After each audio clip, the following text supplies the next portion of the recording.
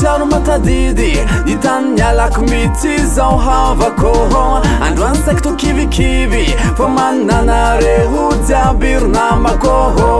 fa tia tany lavitra ty zao manirery miady mafy amile fiainana lasa lavitra sa ala amin'ny olona hoe very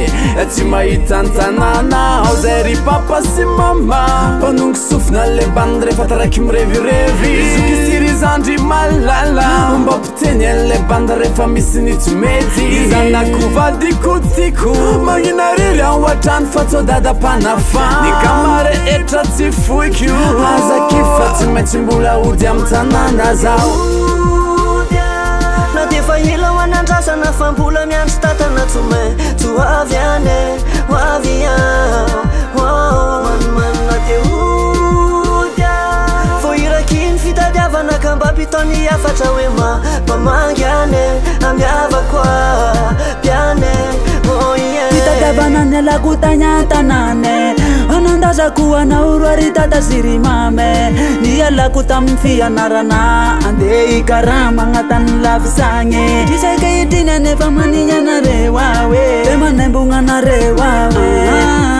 efa te mitady vola ty atan'olona ty fanao avy apaza malaelo fanao avy anyapaza mitomagny fanao avy anyawe rano maso mikorina fa aza malahelo rery zandry sy risoke mbola mitady mamy ao aty atany lafisa toye nefa manome toky anareo awe na defa ela ho anandrasana fa mbola miandry tatana tsoavy ane hoavy manmanina teodya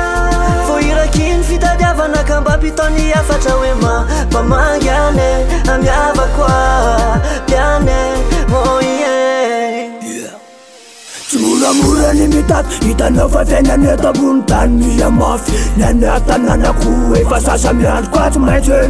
miaritra mandato tsy tara hitana mebaka tsy alalana enatra raha mba nananelatra de manamango fetifety tsy vitany abatona fa mba mila fesifety nitadiavanandra vola de mba te ho metomety nefa tsy avy fa manotra posty atao loka betsaka ny etidy tsy mila kivikivy isany andrandraina amin'isany hitaray nefa ela ihany zay no nandaozany antanàna ka mba mahatsiaro le tany avinna maminy mody ny kandratsy ayarinna nafalaka ny saina reraka ny aina ka mahareta kely fa izany le hoe miay na defa ela ho anandrasana fa mbola miandry tatana tsoavy ane hoavy manmanina teodya fo irakiny fitadiavana ka mba mpitony afatra hoe mampamangy ane amiavako piane